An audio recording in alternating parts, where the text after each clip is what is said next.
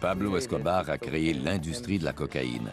Il a mis au point un réseau de distribution qui lui a permis d'amasser plusieurs millions de dollars. Sa survie dépendait de la terreur qu'il savait inspirer. Il a ainsi fait des choses abominables.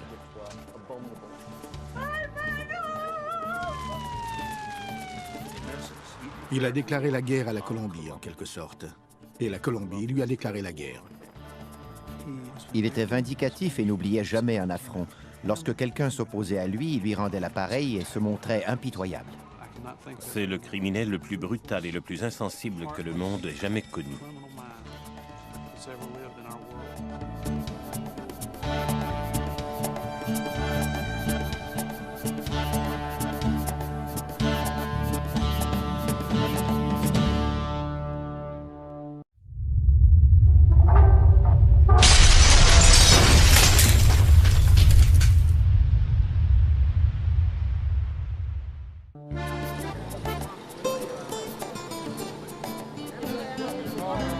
Au printemps 2002, une foule se rassemble devant une église de Medellín, en Colombie. Hermilda Escobar, la mère du narcotrafiquant le plus célèbre au monde, est venue assister à la messe.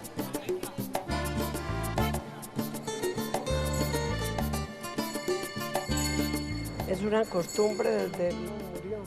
El 2 de cada mes se le manda a celebrar su misa aquí con la asistencia de todas las maestras jubiladas. Hermilda Escobar croit ainsi rendre un hommage mérité à son fils Pablo, qui est toujours considéré comme un héros à Medellín.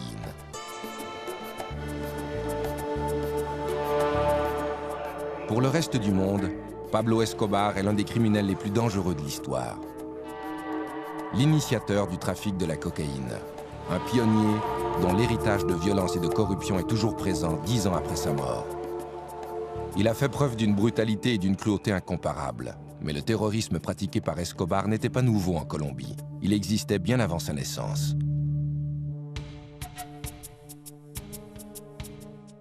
Vers la fin des années 1940, la Colombie est déchirée par une guerre civile opposant le Parti conservateur au pouvoir et les libéraux.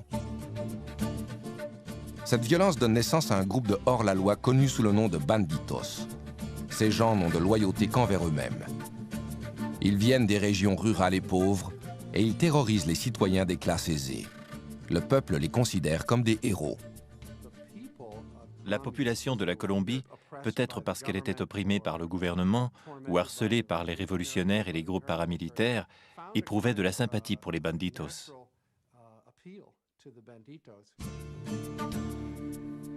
Ces hommes sont une source d'inspiration pour le jeune Pablo Emilio Escobar Gaviria. Pablo est né le 1er décembre 1949. Il est le troisième des 7 enfants d'Abel de Jesus et de Hermilda Escobar. La famille vit dans la communauté agricole de Rio Negro, à 40 km de la ville de Medellín. Le père est agriculteur et la mère est enseignante. Elle venait d'une famille peu fortunée, mais elle était instruite. Elle avait réussi à faire des études au coût de nombreux efforts et elle voulait partager ses connaissances avec les autres. Mon père était propriétaire et éleveur de bétail à Rio Negro. Ses employés et lui se levaient à 4 heures chaque matin pour traire les vaches afin de produire du fromage, du beurre et du lait qu'ils vendaient ensuite au village. Abel et Hermilda se marient le 4 mars 1946. Pablo naît 3 ans plus tard et il attire immédiatement l'attention de son entourage.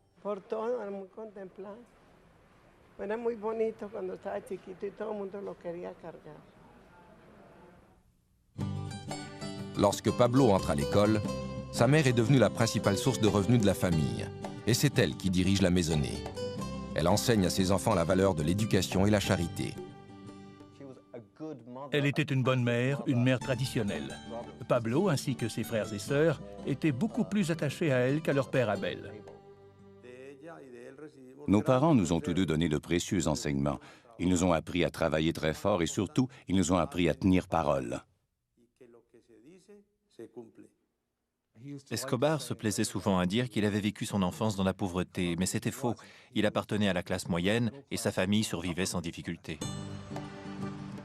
Les Escobar se déplacent d'un village à l'autre, là où la mère de Pablo peut trouver du travail comme enseignante. Quel que soit l'endroit où vit la famille, Elle n'est jamais à l'abri de la violence qui sévit dans le pays. Nous avons beaucoup souffert, car ma mère enseignait dans une école subventionnée par le Parti conservateur. Un jour, des rebelles du Parti libéral sont venus. Ils ont incendié l'école et ils ont tenté de nous tuer, ma mère et nous. Mais l'armée est venue et nous a sauvés. Pablo a grandi à une époque où la violence était omniprésente en Colombie. Sa mère suppliait le ciel de l'épargner et promettait de construire une chapelle à la Sainte Vierge s'il avait la vie sauve.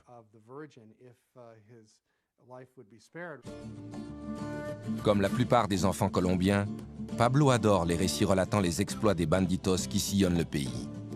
Il admire leur indépendance et le fait qu'ils veillent sur les plus démunis. Il tente de suivre leur exemple. À l'école, certains de ses amis étaient plus pauvres que nous. Ma mère avait un crédit dans les commerces d'alimentation du quartier et Pablo l'utilisait pour offrir des aliments et des boissons aux enfants pendant la récréation. Le llevaba, metía entre la arepa, le sacaba el migajón a la arepa y echaba la carne o lo mejor que tuviera. Y se lo llevaba a un Cristo de limpias que yo tenía allá en la sala y le decía, pobrecito señor.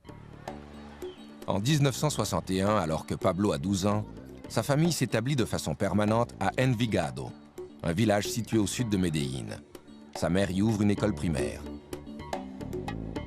L'année suivante, l'adolescent entreprend ses études secondaires à Medellín. Il se tient avec un groupe d'élèves qui appuient les politiques gauchistes et la révolution cubaine, survenue quelques années plus tôt. Pablo admire particulièrement la façon dont Fidel Castro a défié l'autorité et réussi à devenir le leader d'une nation. L'adolescent ne tarde pas à contester l'autorité de ses professeurs. Il est suspendu pour avoir volé les réponses d'un examen et les avoir partagées avec des camarades. Il commence à fumer de la marijuana et à sécher ses cours. En 1966, le rebelle de 16 ans a abandonné ses études. Pendant un certain temps, il se contente de dormir toute la journée et de fumer de la marijuana jusqu'à l'aube. Il rêve de devenir millionnaire, mais n'éprouve aucun intérêt pour les emplois traditionnels. Il s'est retrouvé devant un dilemme. S'il voulait réussir, il devait changer de vie, entreprendre des études collégiales ou alors se joindre à un groupe de criminels. L'adolescent passe de plus en plus de temps dans les rues malfamées de Medellín. Cette ville est un repère de criminels et Pablo ne tarde pas à découvrir de nouvelles façons de gagner de l'argent rapidement. On a raconté que Pablo Escobar avait commencé par voler dans les cimetières des pierres tombales, dont il effaçait les inscriptions pour ensuite les revendre. Pablo se découvre un talent de leader. Il forme bientôt sa propre bande et perfectionne ses techniques criminelles. Il a réalisé que s'il volait des voitures, il pourrait en vendre les pièces sur les marchés d'occasion. Puis, il a fait un pas de plus et a pratiqué l'extorsion. Payez-moi et je ne volerai pas votre voiture. Pablo récompense ses complices en leur offrant les voitures qu'il a volées. À 21 ans, il compte déjà plusieurs supporters et leur nombre s'accroît sans cesse. En 1971, un riche propriétaire terrien nommé Diego Echavarria est victime d'un enlèvement. Son corps sera retrouvé plus tard, il a été torturé et étranglé. Echavarria n'était pas un personnage populaire à Medellín. C'était un riche industriel et beaucoup de pauvres gens le détestaient. L'affaire ne sera jamais éclaircie, mais Escobar s'empresse de revendiquer le meurtre. Cet incident a démontré qu'il ne craignait pas de s'opposer aux échelons supérieurs de la société de Medellín.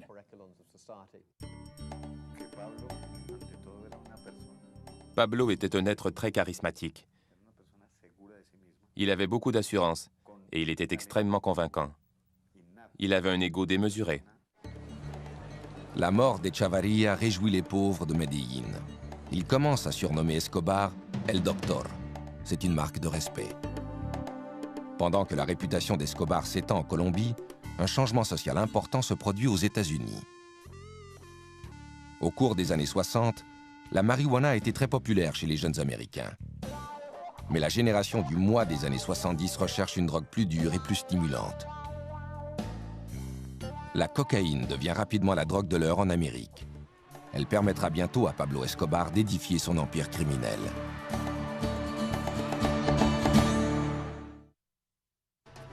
1972, à 22 ans, Pablo Escobar est déjà devenu un des criminels les plus redoutés de Medellín, en Colombie. Il a volé des voitures, il a fait de la contrebande, et il a même revendiqué le meurtre d'un riche propriétaire terrien. Il est maintenant prêt à étendre ses activités au-delà de Medellín. La cocaïne, extraite des feuilles du coca, que l'on trouve en abondance en Colombie, devient rapidement une drogue très populaire aux États-Unis. Escobar voit dans ce phénomène une occasion de s'enrichir. La marijuana et ensuite la cocaïne offraient aux jeunes l'occasion de s'enrichir rapidement. Ils étaient tous obsédés par l'idée de gagner beaucoup d'argent en peu de temps. Pourquoi passer 20 ou 30 ans de sa vie à gagner à peine de quoi vivre quand on peut obtenir $1 million du jour au lendemain? Ce genre de commerce est récent et relativement peu organisé lorsqu'Escobar commence à agir comme intermédiaire. Il achète de la cocaïne aux producteurs et la remet aux trafiquants qui l'expédient aux États-Unis. Escobar n'éprouve aucun scrupule à tuer et à torturer les gens, ce qui lui donne une longueur d'avance sur les autres trafiquants. Lorsqu'il entend parler d'une affaire lucrative, il s'en empare aussitôt.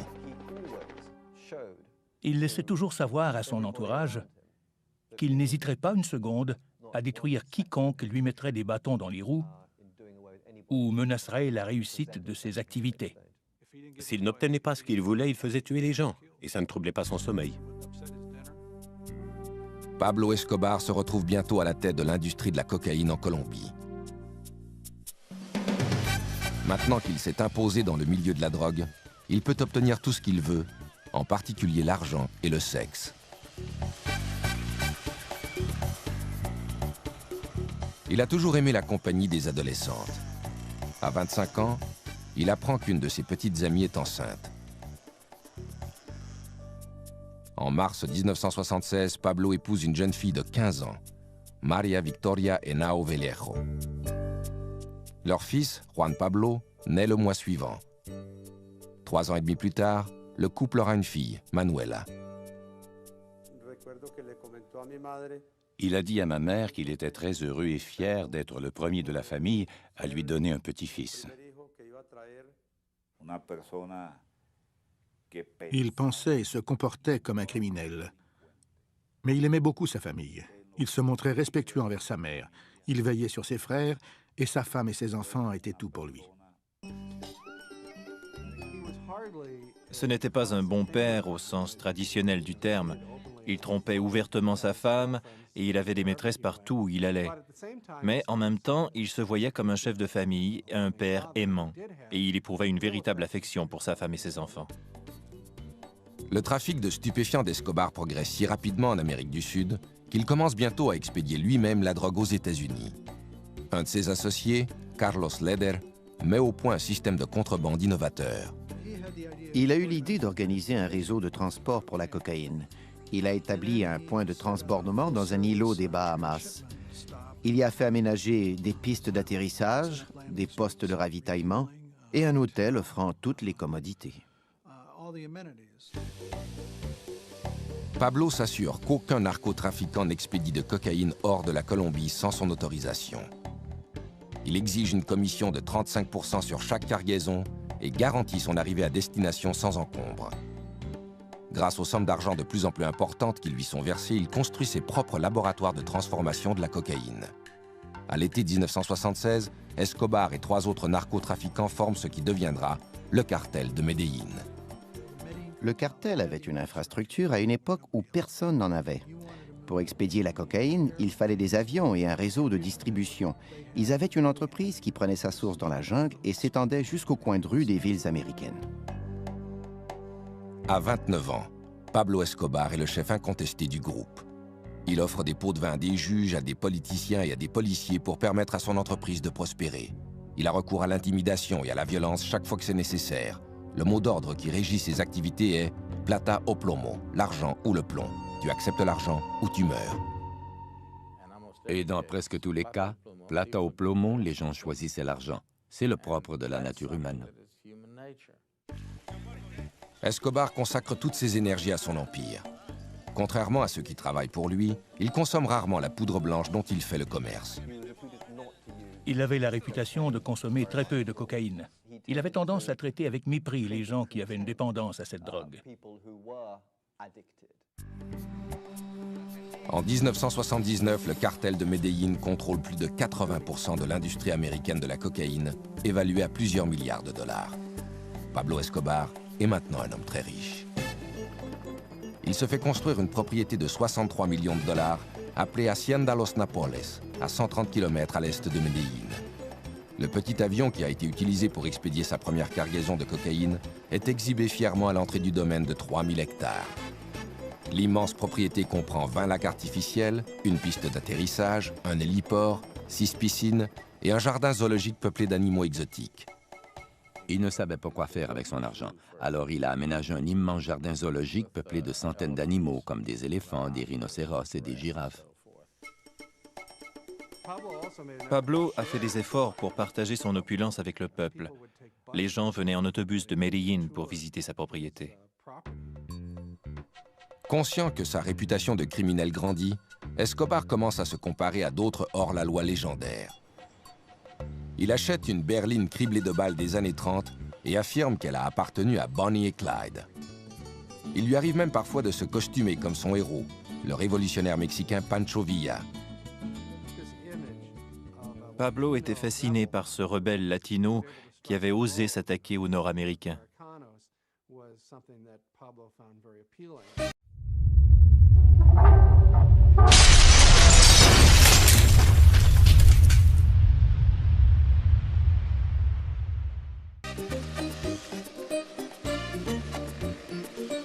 Derrière les portes closes de son domaine exotique, le baron de la drogue organise des fêtes extravagantes où il satisfait son penchant pour les jeunes filles d'âge mineur. Escobar et ses supporters ramassaient des écolières dans les rues d'Envigado après la classe et il les invitait à les accompagner. Si par la suite ces jeunes filles faisaient des problèmes parce qu'elles se plaignaient à la police ou à leurs parents, ou qu'elles risquaient d'en avoir trop vu, elles étaient éliminées sans aucun scrupule.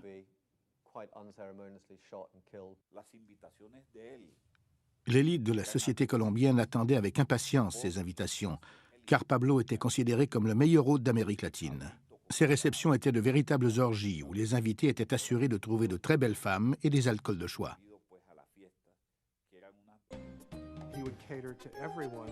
Il offrait de quoi satisfaire tous les goûts, légitimes ou non. De la drogue et aussi de très jeunes filles. Il y avait des concours sexuels très bizarres, ainsi que des jeux érotiques. Parfois, Escobar ordonne aux jeunes filles de se dévêtir et de grimper à un arbre pendant que les invités contemplent le spectacle. Il organise aussi des concours. La jeune fille qui court le plus vite repart avec une voiture toute neuve. La femme de Pablo, Maria, connaît l'existence de ces rencontres à caractère sexuel, mais elle accepte de fermer les yeux afin de rester mariée à l'un des hommes les plus riches de la Colombie. De plus, Pablo est un père dévoué à ses enfants. Un jour, alors que Manuela avait 2 ans, son garde du corps lui a offert de la porter, de la changer et de partager avec lui les tâches quotidiennes. Pablo a refusé tout net. Il a dit que le jour où il ne pourrait plus s'occuper de son enfant, il ne serait plus Pablo Escobar. Escobar veut être considéré comme un grand homme. Il distribue plusieurs millions de dollars pour venir en aide aux pauvres. Il construit des routes, des terrains de soccer et même un complexe de logements sociaux, le Barrio Pablo Escobar. Pablo n'aimait pas voir souffrir les gens. Il croyait que tous les pauvres devaient vivre dans la dignité et avoir des écoles et des églises bien à eux. Il voulait leur offrir une vie convenable. En réalité, Escobar rêvait d'être un Robin des Bois. Il voulait que la population l'appuie. Il voulait devenir le héros de la classe ouvrière et des paysans. Désireux d'améliorer son image, Escobar se présente au Congrès colombien en 1982. Il était tout puissant dans le milieu criminel. Il a commencé à chercher des moyens de légitimer son industrie tout en augmentant son pouvoir personnel. Le criminel de 32 ans est élu substitut au Congrès, ce qui lui permet de remplacer un membre durant son absence. Escobar considère cette nomination comme une preuve de l'affection que lui porte son peuple. Il ne pensait pas être tellement différent des autres politiciens, dont plusieurs acceptaient déjà son argent. Il ne croyait pas être pire que certains d'entre eux.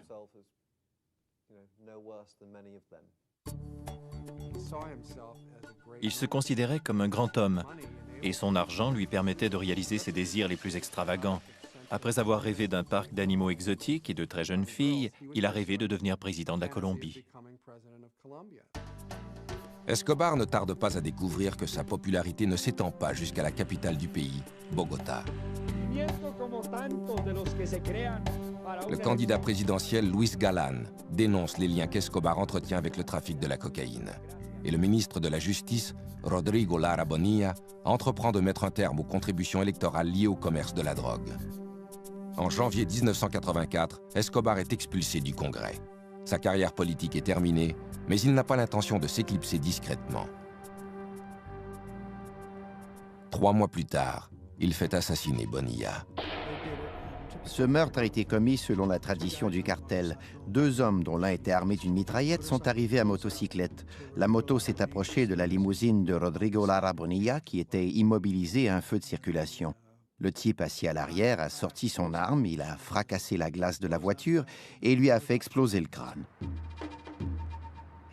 Les gens ont réalisé que cet homme venait de tuer un membre du cabinet.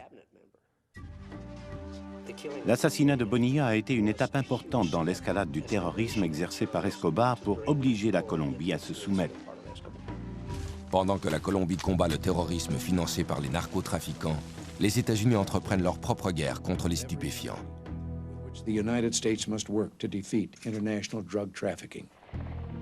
Escobar devra bientôt affronter une nouvelle menace, à laquelle il réagira par une série d'attentats brutaux. Vers le milieu des années 80, l'empire de la cocaïne de Pablo Escobar tient la nation colombienne à sa merci. 4000 km plus au nord, le président des États-Unis a déclaré la guerre aux stupéfiants.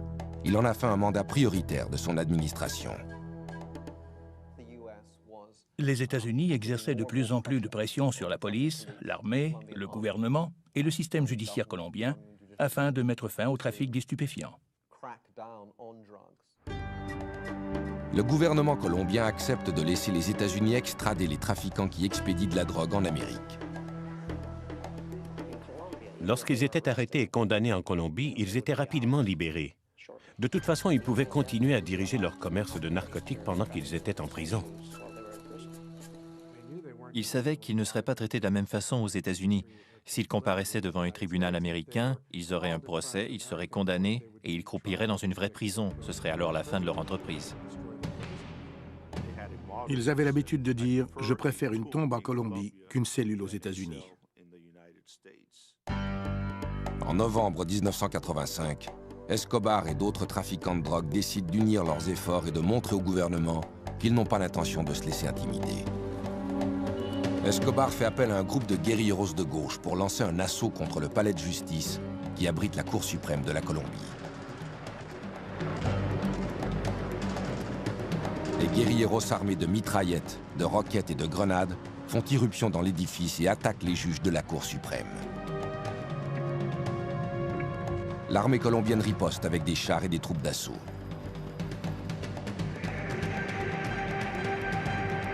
Au cours du siège, qui dure toute une journée, 97 personnes sont tuées, dont 11 des 24 juges de la Cour suprême.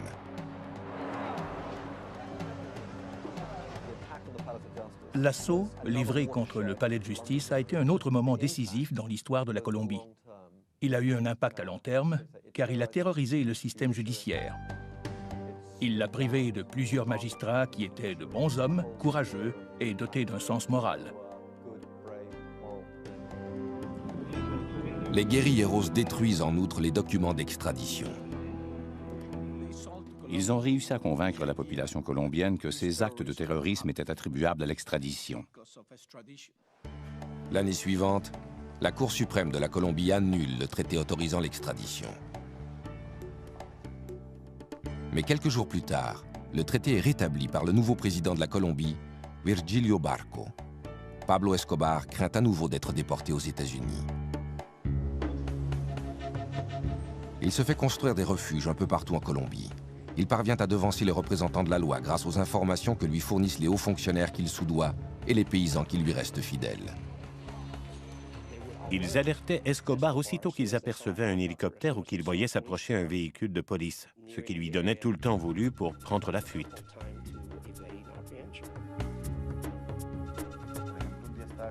Je me souviens qu'à un moment donné, il y avait 2 hélicoptères qui survolaient l'édifice pour tenter de le repérer. N'importe qui d'autre aurait fui en toute hâte, mais Pablo a pris le temps de se peigner et de se raser.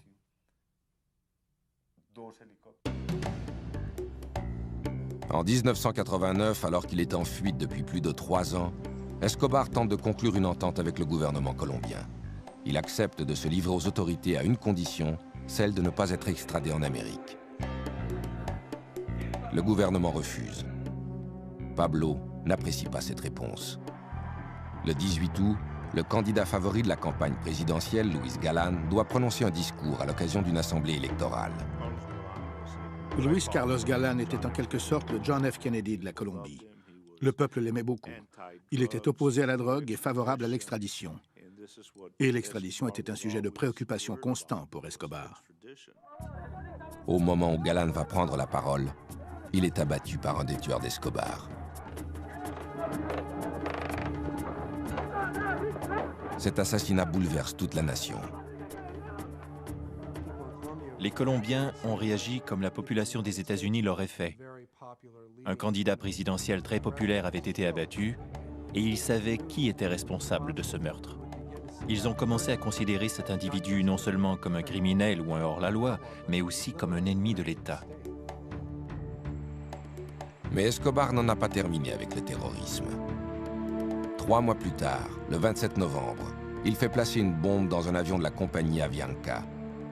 Le successeur de Luis Galán, le candidat présidentiel César Gaviria, doit voyager à bord de cet appareil. 3 minutes après le décollage de Bogota, l'avion explose, tuant les 107 personnes qui se trouvent à bord.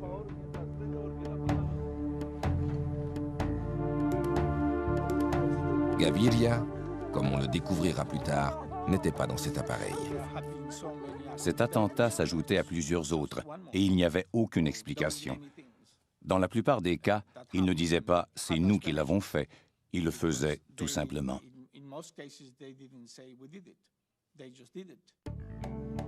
Pablo Escobar était peut-être un monstre de plusieurs façons, mais il n'était pas stupide et il n'était pas fou. Il ne faisait jamais rien sans raison.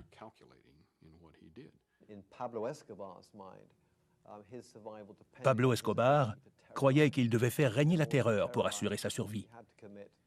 Cela l'amenait à faire des choses effroyables.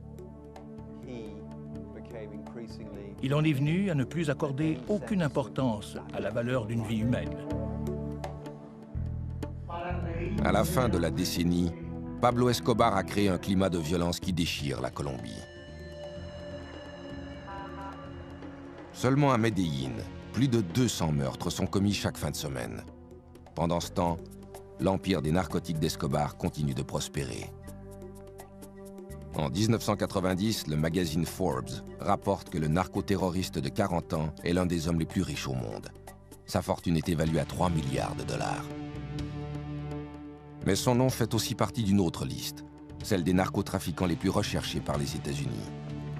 Pablo Escobar devra bientôt affronter une unité militaire d'élite créée dans le seul but de le traquer.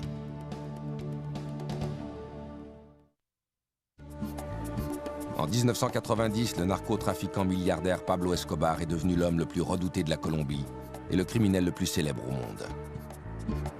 Pour tenter de mettre un terme à ses activités, le gouvernement colombien forme une équipe d'intervention spéciale connue sous le nom de Bloc de recherche.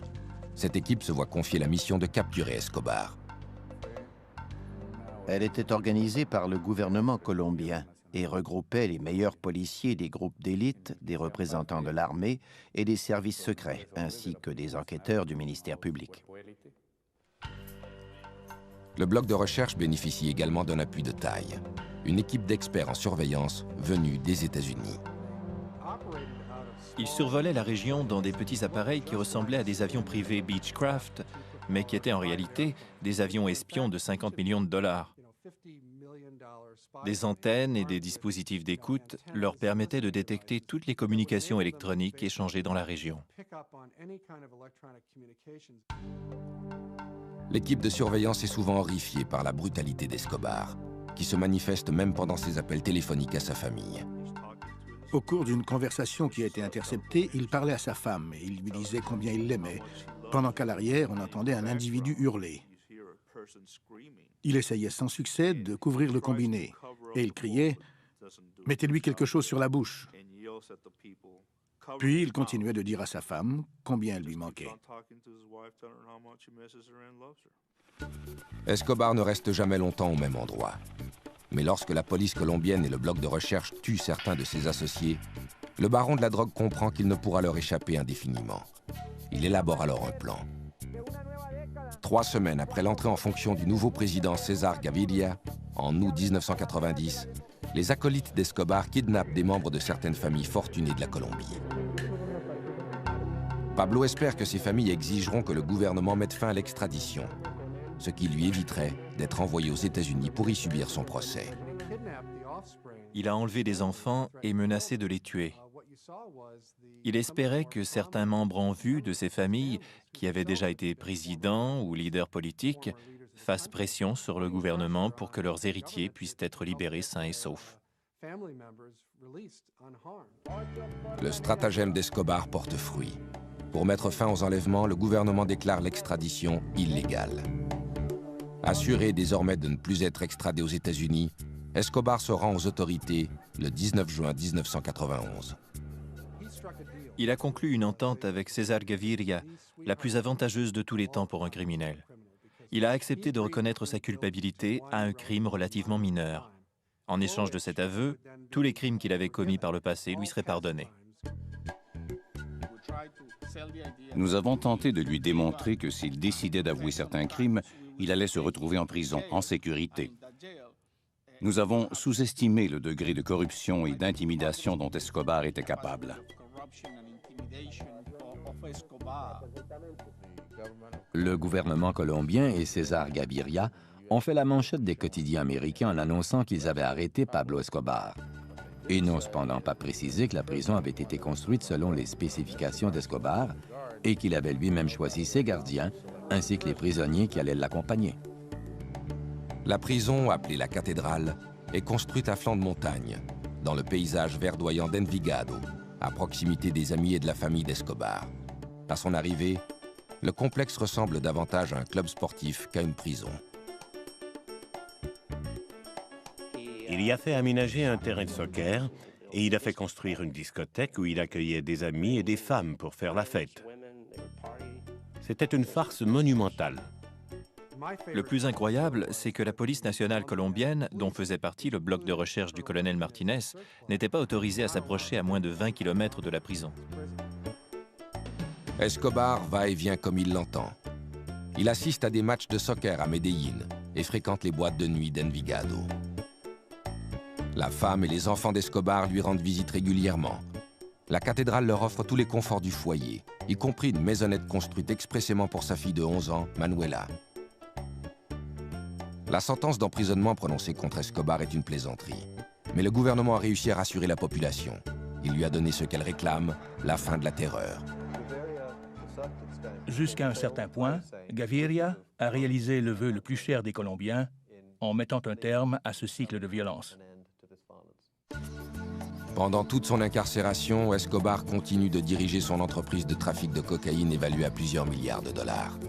Et il est plus impitoyable que jamais.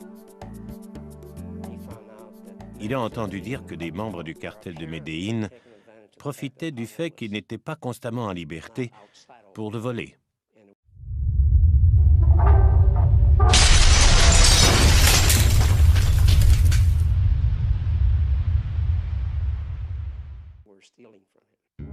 Escobar fait amener ses hommes à la prison. Il les torture en leur perforant les genoux et en leur arrachant les ongles, puis il les tue. Cette fois, Escobar est allé trop loin.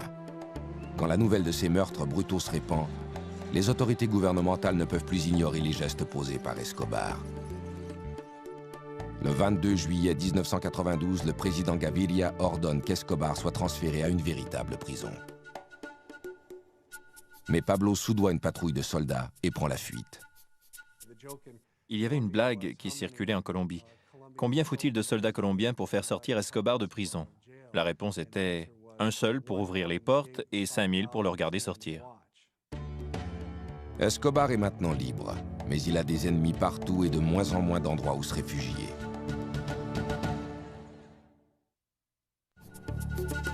En juillet 1992, Pablo Escobar, âgé de 42 ans, est en cavale après s'être évadé de la prison La Cathédrale.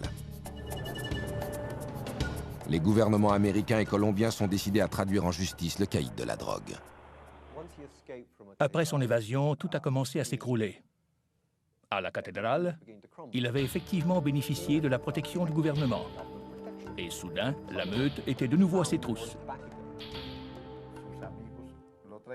Ses amis ont commencé à le laisser tomber. Il se croyait probablement plus puissant qu'il ne l'était en réalité. Il était encore très riche, mais il n'inspirait plus autant de crainte. Escobar tente fébrilement de négocier une nouvelle entente avec le gouvernement.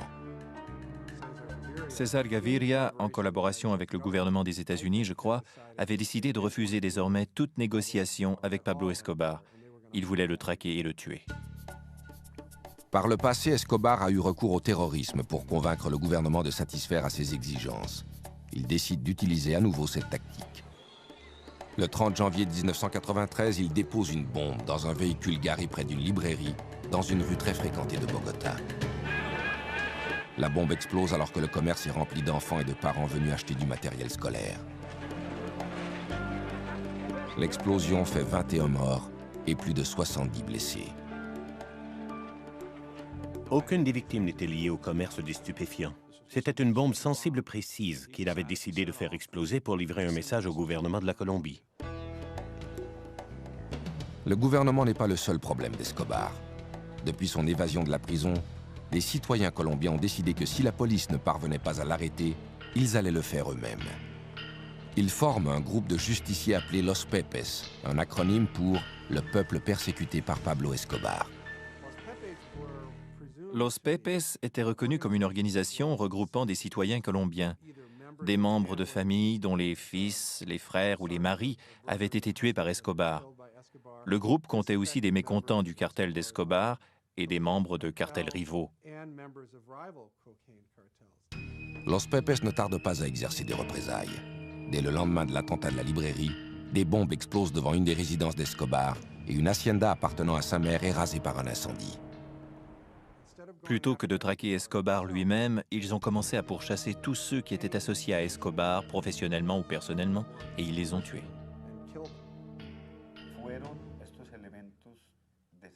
Pablo a commencé à douter de sa propre sécurité. Ils ont nui à ses gains financiers, ils ont touché ses proches. Et surtout, ils ont miné son moral en attaquant les symboles qui lui tenaient le plus à cœur.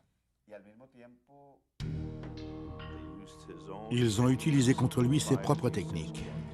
Ils ont traqué sa famille et tué beaucoup de gens. Ils ont brûlé des ranchs et tué ses chevaux évalués à plusieurs millions de dollars. L'ennemi numéro 1 de la Colombie se fait rendre la monnaie de sa pièce. De moins en moins de gens étaient prêts à lui venir en aide pour lui permettre de déjouer les autorités. Par conséquent, il devait se déplacer de plus en plus fréquemment d'une cachette à l'autre. Je pense qu'il s'est rendu compte que plus personne ne voulait l'aider,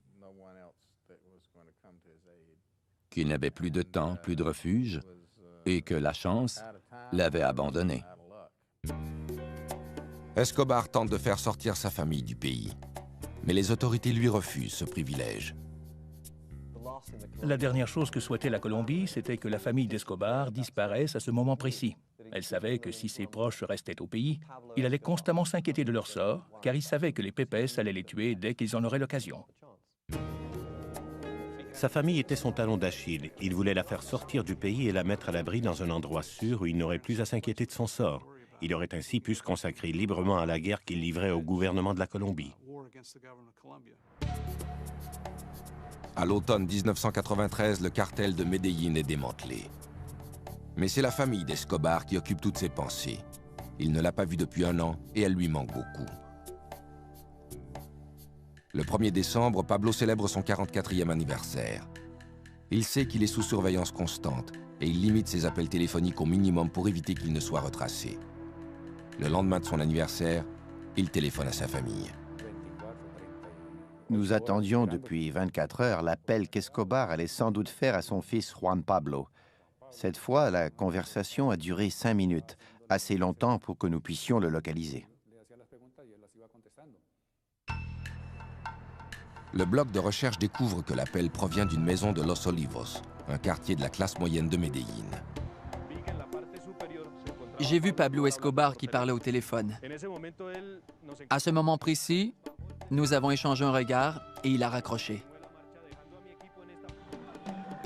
Le lieutenant Martinez demande des renforts et les membres du bloc de recherche cernent la maison. Escobar est pris au piège.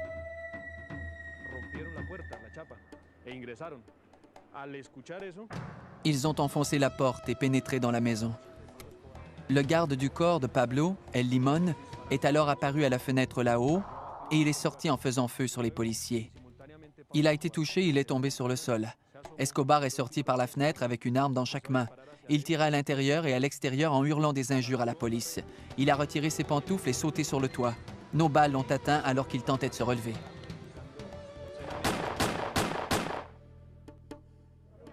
Escobar est atteint de 3 balles, dont une à la tête. Il meurt sur le coup.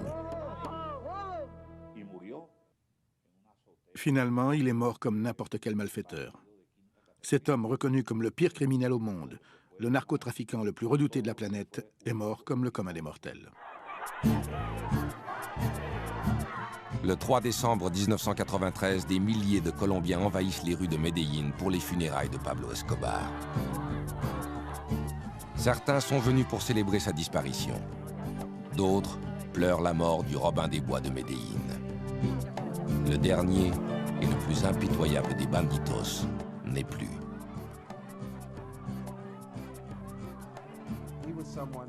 Le peuple colombien le craignait et n'éprouvait pas tellement de respect pour lui, mais en même temps, il était l'un des Colombiens les plus réputés et les plus prospères de tous les temps. Quand il a finalement été traqué et tué, je crois que la fierté nationale s'en est un peu ressentie. Demandez aux chauffeurs de taxi, allez dans les quartiers modestes et parlez-leur de l'image que Pablo a laissée à Medellín.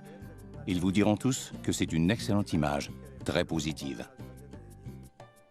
Je n'ai jamais connu de criminel aussi endurci depuis. C'est probablement l'homme le plus brutal et le plus impitoyable qui ait jamais existé.